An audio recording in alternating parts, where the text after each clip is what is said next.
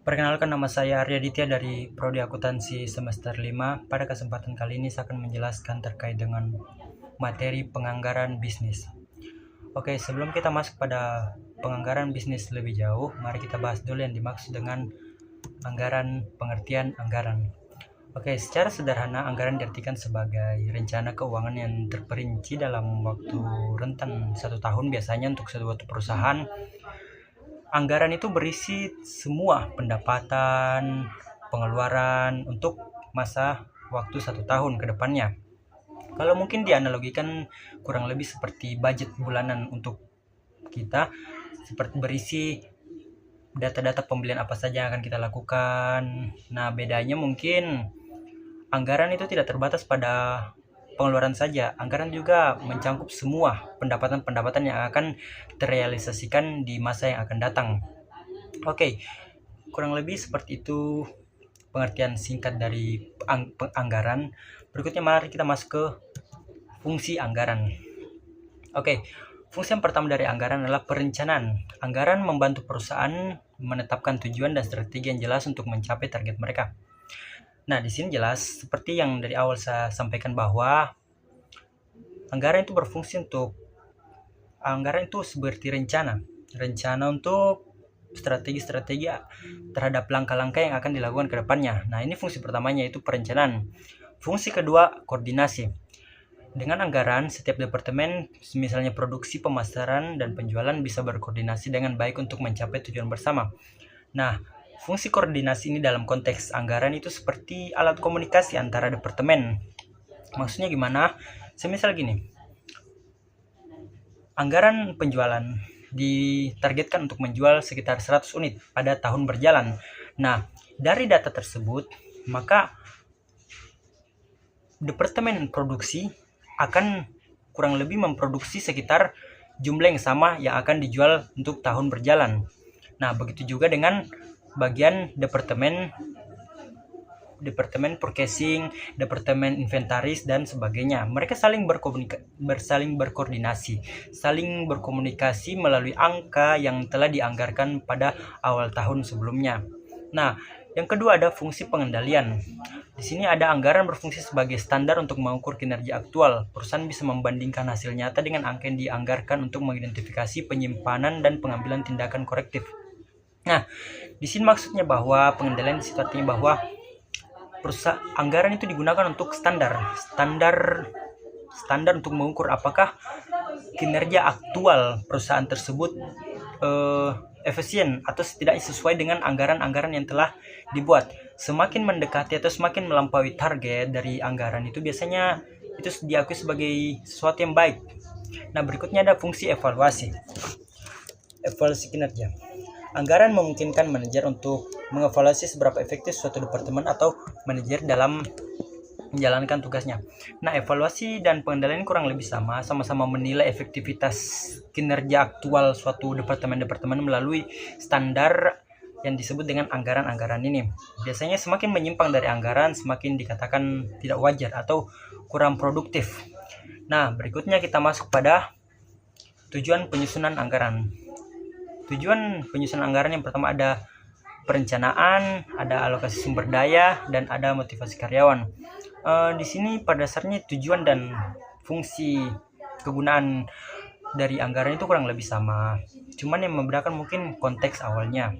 Kalau tujuan itu hasil akhir yang ingin dicapai dari pembuatan anggaran tersebut, sementara fungsi atau kegunaan dari anggaran yaitu untuk membuat tujuan-tujuan tersebut bisa terlaksana, atau kegunaannya itu seperti bagaimana agar tujuan-tujuan tersebut dapat tercapai. Nah, berikutnya ada jenis-jenis anggaran. Jenis-jenis anggaran. Yang pertama ada anggaran operasional. Ini adalah anggaran yang paling sering digunakan, berfokus pada kegiatan operasional sehari-hari. Contohnya adalah anggaran penjualan, pendapatan, dan anggaran produksi. Nah, pertama kita bahas dalam anggaran operasional. Dalam anggaran operasional terdiri dari 3 anggaran utama, yaitu anggaran penjualan, anggaran biaya operasional, dan anggaran produksi. Nah, anggaran penjualan itu berisi tentang target penjualan atau berapa banyak produk yang akan dijual pada tahun anggaran ini. Kalau dalam dunia sales marketing biasanya disebut dengan target penjualan. Jadi anggaran penjualan ini dia berisi tentang jumlah secara realistis berapa produk yang bisa kita jual dalam tahun anggaran ini. Nah, berikutnya dari bagian kedua dari anggaran operasional yaitu anggaran produksi. Anggaran produksi ini berisi tentang berapa banyak yang akan diproduksi pada periode ini dan berapa jumlah akhir persediaan yang diinginkan. Nah, anggaran produksi ini mengambil data dari anggaran penjualan. Berapa banyak yang dijual, ya segitu juga yang ingin diproduksi sesuai dengan target-target persediaan di akhir tahun. Berikutnya ada anggaran biaya operasional. Anggaran biaya operasional ini berkaitan dengan biaya-biaya operasional yang secara langsung tidak terkait dengan kegiatan langsung operasional perusahaan tersebut, seperti mungkin biaya admin, biaya pemasaran, biaya penjualan. Nah, itu semua masuk dalam anggaran operasional. Nah, berikutnya ada anggaran keuangan. Nah, anggaran keuangan biasanya berfokus pada aliran kas dan posisi keuangan perusahaan. Contohnya adalah anggaran kas yang memproyeksikan pemasukan dan pengeluaran kas. Berbeda dengan anggaran operasional yang berisi detail jumlah unit produksi dan biaya-biaya yang dikeluarkan untuk menjalankan produksi. Anggaran keuangan dia lebih berfokus pada pencatatan pemasukan, pendapatan, dan kemana pendapatan dan pemasukan tersebut akan dialihkan. Nah, sama seperti anggaran operasional, secara umum anggaran keuangan juga terdiri dari 3 anggaran utama. Yang pertama anggaran kas. Nah, anggaran kas ini berisi tentang jumlah pendapatan yang akan diterima dan biaya-biaya yang akan dan harus dibayar dalam tahun anggaran yang dibuat. Berikutnya ada anggaran neraca. Anggaran neraca ini berisi proyeksi balance sheet atau prediksi neraca keuangan perusahaan pada akhir tahun. Jadi biasanya dalam perusahaan besar itu sebelum akhir tahun mereka sudah membuat proyeksi keuntungan, total pajak, pendapatan dan sebagainya pada awal periode itu. Nah, ini disebut dengan anggaran neraca. Berikutnya ada anggaran pengeluaran modal. Nah, anggaran pengeluaran modal ini seperti berisi tentang rencana pendanaan. Rencana pendanaan terdiri dari 2, yaitu dari mana dana ini akan didapatkan dan kemana modal yang kita miliki akan disalurkan. Nah, berikutnya ada keunggulan dan kelemahan penganggaran. Yang pertama di sini ada kelemahannya yang pertama ya. Kelemahannya pertama ada memakan waktu dan biaya. Kenapa memakan waktu dan biaya? Yang jelas, karena anggaran itu kan perlu waktu untuk disusun, tidak langsung jadi. Selain itu perlu biaya juga, karena yang susun anggaran kan digaji ya, jadi perlu biaya dan waktu. Berikutnya kurang fleksibel. Ada kalanya anggaran itu dia bersifat kaku atau membatasi kreativitas, membatasi opsi suatu departemen untuk melakukan pembaruan gitu. Contohnya semisal gini, departemen produksi diberikan budget segini 200 juta untuk memproduksi 100 meja. Nah, di saat itu tiba-tiba harga kayu yang berkualitas tinggi melonjak naik. Dikarenakan anggaran tersebut, perusahaan hanya boleh mengeluarkan 200 juta untuk 100 kursi. Nah, mau tidak mau otomatis perusahaan tersebut harus membeli kayu dengan kualitas yang lebih rendah untuk memenuhi 100 kursi tersebut dengan budget 200 juta. Nah, kurang lebih yang dimaksud dengan kurang fleksibel. Yang berikutnya ada kelemahan angka anggaran sulit diprediksi. Sulit diprediksi karena pada dasarnya penyusunan anggaran itu berpatokan pada data masa lalu dan prediksi ekonomi ke depannya. Jadi pada dasarnya tidak ada yang tahu persis apa yang akan terjadi ke depannya terkait dengan perusahaan. Begitu juga dengan jumlah anggaran, belum tentu sama persis dari yang dianggarkan.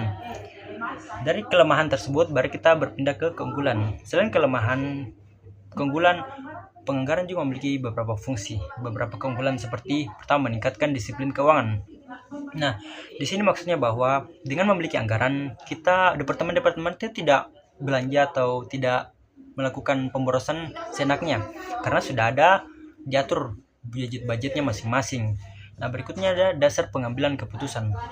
Maksud dari dasar pengambilan keputusan di sini artinya bahwa ketika suatu departemen produksi atau penjualan atau apapun itu dihadapkan dengan dua pilihan, maka pilihan mana yang akan dia pilih yaitu yang jelas sesuai dengan anggaran. Berikutnya ada kontrol biaya. Ada kalanya departemen itu melakukan belanja ini belanja itu atau purchasing melakukan belanja tanpa memperhatikan budget yang diberikan. Nah, dengan anggaran ini bagian purchasing atau bagian inventaris bisa membelanjakan uangnya sesuai dengan budget-budget yang telah direncanakan. Berikutnya ada mendorong akuntabilitas. Mendorong akuntabilitas ini maksudnya adalah pertanggungjawaban. Nah, dengan adanya anggaran atau penganggaran ini, setiap departemen punya hal untuk dipertanggungjawabkan, sehingga jika mereka melewati anggaran atau tidak sesuai dengan anggaran, maka mereka bisa dinyatakan tidak bertanggung jawab karena anggaran diartikan sebagai hak yang diberikan perusahaan kepada bawahan-bawahannya, karyawan-karyawannya untuk dilaksanakan. Dan dengan adanya penyimpangan terhadap anggaran ini, maka bisa diartikan bahwa departemen tersebut melakukan penyimpangan. Nah, berikutnya, saya rasa kurang lebih itu saja terkait dengan penganggaran bisnis bagian pertama. Assalamualaikum warahmatullahi wabarakatuh.